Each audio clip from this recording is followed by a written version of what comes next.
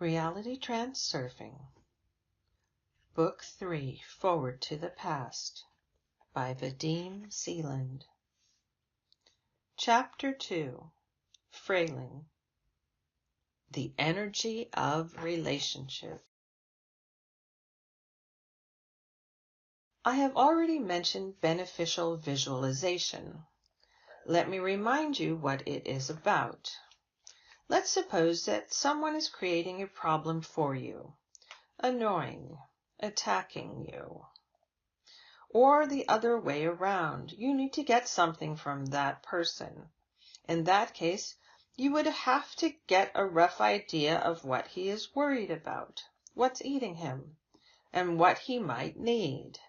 Health, confidence, emotional comfort of his soul. Have no doubt every person has something that bothers him, even if only a little, especially if he is creating problems for you or you are creating a problem for him instead. Now imagine a situation where this person gets what he needs. For example, imagine him doing his favorite thing when he is feeling pleasure, satisfaction, calm, and comfort. You do not have to spend a lot of time thinking about a favorable scenario. Just visualize any picture that comes to your mind. For example, he is sitting in an armchair by the fireside with a pint of beer, swimming happily in the sea, taking a stroll in a flower valley, riding a bicycle, jumping with joy. If you manage to please him, he will start liking you without any obvious reason, and he will do what you ask of him, or mitigate the problematic situation. What is going on here? Pretty much the same as what happens when you are watching a good movie. By a good movie, I mean a film that carries a sense of celebrating life. You are watching it, and you have a kind of light, nice, and festive feeling in your heart. So that film creates a celebration of the soul on both the mental and emotional levels, while a favorable visualization creates this celebration on an energy level. If you manage to successfully attune to the frail of a person and to pinpoint his needs, he will feel a wave of comfort. The difference between a mental celebration and an energy celebration is the following.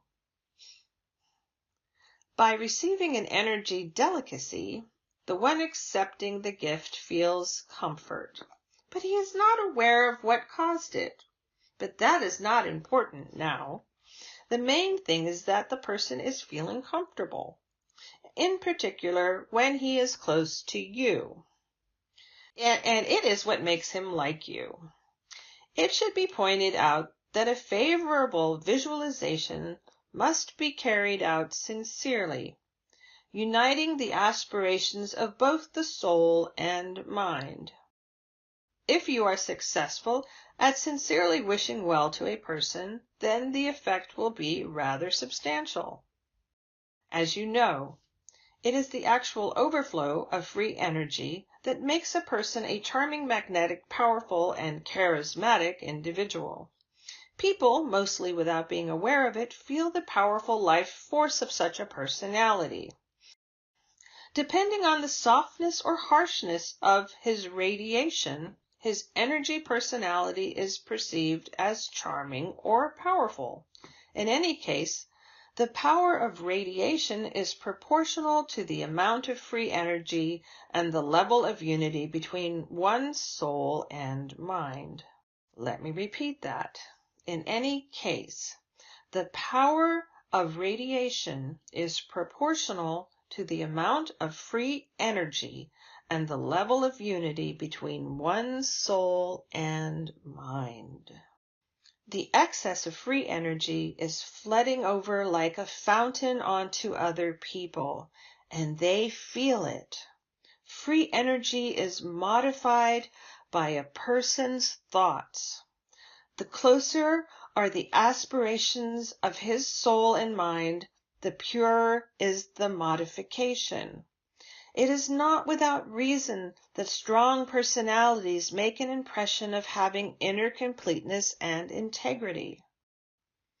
Actually, as I have already mentioned, charm is about the mutual love between one's soul and mind. Charm is about the mutual love between one's soul and mind. When the soul is released from the box it was kept in, one's personality becomes attractive. Attraction is actually not about power, but about the unity of the soul and mind. This is exactly what people need. Hence, they are drawn to a charming individual, like moths to the light. On the energy level, charm is manifested as pure radiation of unity between the soul and mind. If, in addition to that, the force of the energy fountains is great enough, the individual is literally glowing with exceptional charm. A charming personality lives in harmony of the soul and mind. That is, according to its credo. It is in the state of the celebration of the soul, enjoying life and bathing in its love without the taste of narcissism. And it is that feeling of celebration other people are sensing. There are only a few people like that, but you could become one of them. Let me repeat that. There are only very few people like that, but you could become one of them. You need to turn to your soul. Start loving yourself and get out on the path that leads to your goal. Thus, not only will your personal qualities change, but even your body will get more attractive, your face more good-looking, and your smile enchanting. On the life track of your goal, your appearance, that is, the decoration of the sector, will correspond to the parameters of your radiation, where you are satisfied with yourself. It is not as incredible as it may seem. If you do not believe me, look at photos of you that were made during a dark period in your life. By exercising your energy channels and increasing the level of your life force, you are developing extraordinary abilities to influence people and to make them like you. Actually, to become the soul of a society, it is necessary and enough to reject importance and to activate your energy fountains. An individual with a surplus of free energy is always interesting and attractive to those around him. Let me repeat that. An individual with a surplus of free energy is always interesting and attractive to those around him. It is especially apparent when the frequency of free energy is attuned in resonance with the frequency of the people around you.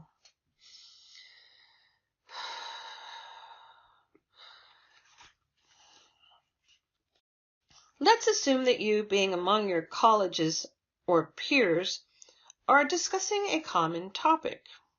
The frequency of the thought radiation of the people you are talking to is tuned into more or less the same object, and it is as if everybody is swaying in unison. Turn on your fountains. Let them flood the people around you with your energy. Become aware of your energy sheath and feel how it is expanding, enveloping all the participants. Then your comments will be of more considerable weight. The people around you will feel the power of your thoughts. When talking to a person one-on-one, you could, in your mind, launch a visualization that is favorable to him. If at the same time your energy fountains are active, you will make the most positive impression. This trick gives you a great advantage in situations when your personal charm and power is needed. You will be successful in business negotiations, exams, interviews, and personal relationships with other people. Favorable visualization tunes you into the frequency of the person you are talking to in the most efficient and tolerant way. Energy vampires tune into the frail, hitting a painful string or crawling into your soul. But in contrast to energy vampires, you are not pawing at frail, and you are not taking someone else's energy. He will most certainly appreciate that and be very grateful to you. End segment.